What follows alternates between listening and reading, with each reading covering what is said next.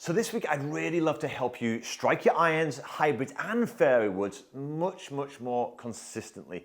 You see, I had a lot of students this week and they were super frustrated. They're out on the golf course and 1 minute they're striking a beautiful iron shot, but then the next minute they're topping it. And you can imagine how frustrating that is. Well, what they hadn't considered, and this is what I gave to them and I want to give to you, is to create a consistent motion in your golf swing so you can create a repeatable shot time and time again. You need to have the ability to control the trail arm in your golf swing. If you can do this, I promise you, what you're going to start to see is a repeatable action that will strike the ball time and time again. That is what I'm going to focus on in this session to help you strike your irons, your fairways, and your hybrids much more consistently. Before I do that, if you're new to the channel, it's your first lessons of mine, please consider subscribing and release videos like this one every single week to try and help you improve your game. Plus, you never have to remember a thing. I'll always put a free downloadable practice guide in the description box below. Well, that's not a bad shot to start the day, and I would love for you to start to achieve something similar. I'm not expecting you to hit it as far necessarily, but I'd love for you to become more consistent. Now, we mentioned controlling the trail arm is key. I'm going to go into that in a second.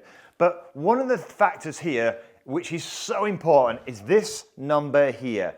4 inches. What does that mean? Low point, 4 inches. Look, all great players, I mean all of them, they strike the ball, then the ground. They do that with their hybrids, the fairways, and the irons.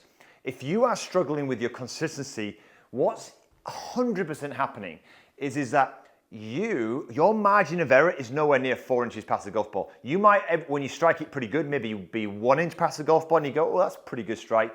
But because the margin of error is really tiny, the next shot you're like 1 inch behind the ball and now you're fatting it or topping it, okay?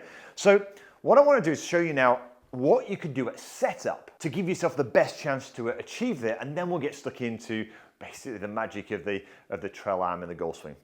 So look, to strike the ball and the ground, it's really simple. Look, you know as well, if you watch my videos enough, this is the low point of your swing. Your golf swing is an arc, and all the best players, look, strike the ball before we get to this point. So where is that ball position? It needs to be over here somewhere. So we look at this here, really simply, take your stance, take a club, put it 1 club width inside your lead heel and make sure the ball's there. If the ball is there and your low point is here, what are your chances of striking the ball on the ground? Massively increased. If your ball position is too far ahead of that, now suddenly we're going to risk striking the ground behind the golf ball. Makes sense? So really simple. The next thing, and this is kind of like preloading this kind of trail arm to really help you kind of strike it. So all great players, they have, look, the handle, a header impact. They achieve this with a little trick they do with their grip, all right? So I want to show you this, your trail arm. So when you're gripping it, right, look at my trail arm here. Now, a lot of people, when they're holding the golf club, this wrist is very flat. Now, that is brilliant when you're chipping, but terrible when you're actually swinging a golf club. Because if you're gripping it like this, and it looks pretty normal to most people, but if this wrist is in this position here, you're basically, look, in a throw or a flick position. This is what most people are doing when they're striking it inconsistently. It's also very weak. We need to turn you into this strong position here. And it starts with understanding how to hold the club with the right hand.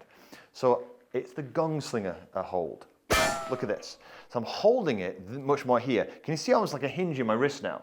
Now, if I hold it here, what's that done also to my trail arm? If you cock that wrist up here and hold it like this, can you see how my trail arm is moving inwards? This elbow's moving inwards.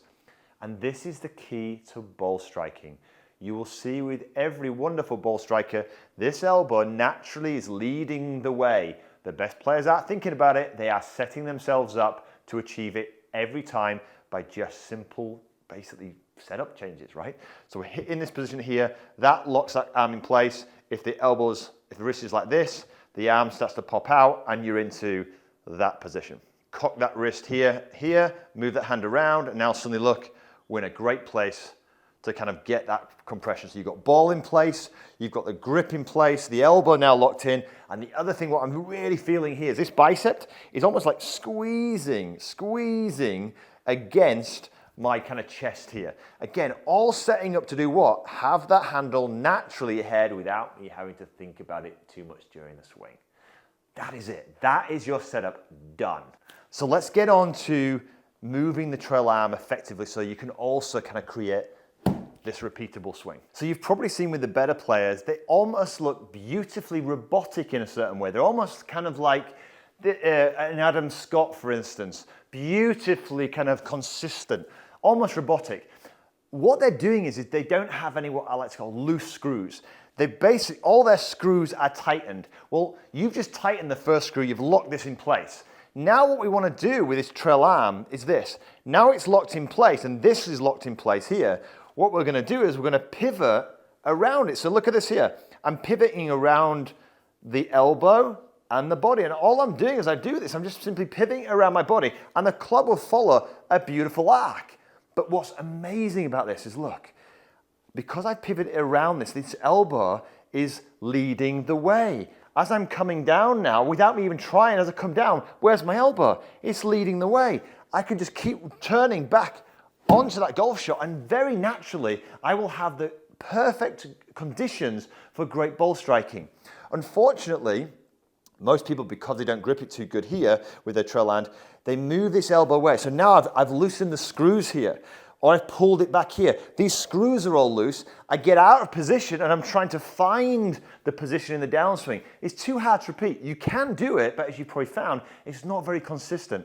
So what we're doing here is we're tightening the screws, we're kind of locking those in place there, and then we're creating a pivot around that there. Now look, the screws are nice and tight. I can work the club back into the golf ball here and give it an almighty smack, knowing that I've got control of the club through the impact area. So let's have a look at this in action.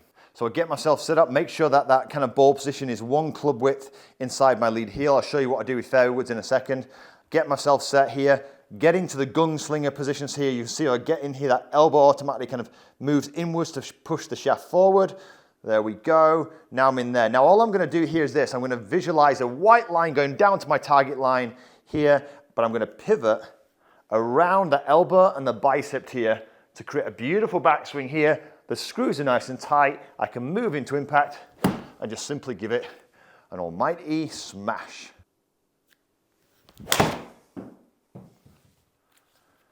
Simple as that. Now you look at this, look, 4 inches after the golf ball here. Now you might be wondering what these numbers are here, these two here. This is impact. So this basically means I'm 2 millimeters either side, just off the center. So really, really accurate. The swing plane here is basically the circle. I have a lovely shallow motion through the shot. This gives me consistency. If that number is really high, like 60, 70, very, very steep, leads to inconsistent shots.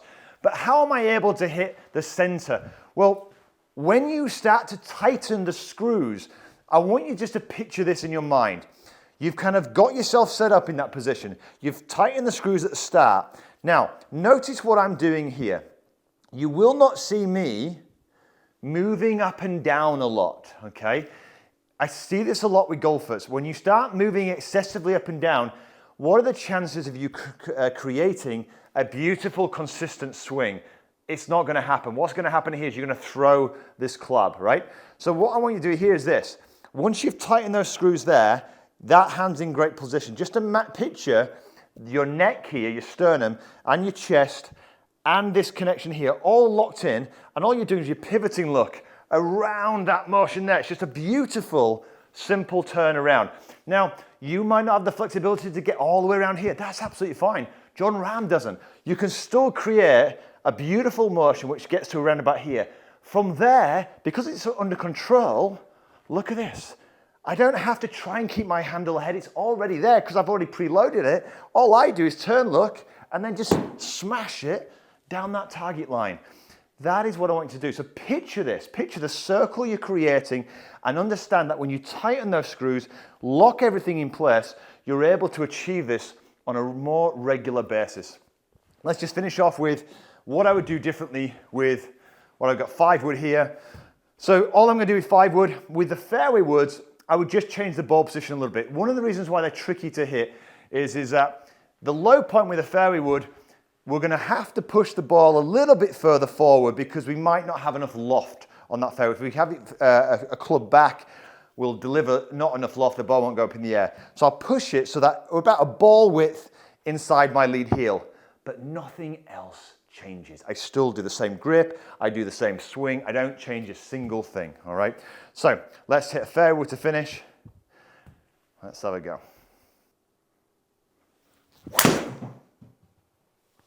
So nice and smooth. And you can see here, look, with a 5-wood, didn't quite strike that perfectly, but 1.2 inches after the golf ball, so a little bit less, and the margin of error is definitely less on that. But it's the same principles, all right? So lock everything in place. Start with a great setup. Lock this in, lock this in, lock this in here. And lock doesn't mean tight. It just feels like you're just tightening the screws. And then from here, look, you've got this beautiful pivot look around the body here. That's going to set that handle naturally ahead. And then you can just give it an almighty smash. Setting this up really, really helps your ball striking. I hope you enjoyed the video. If you did, give it a thumbs up. If you want to know how this works with the driver, check this video out right here. But until next week, have a wonderful golfing week.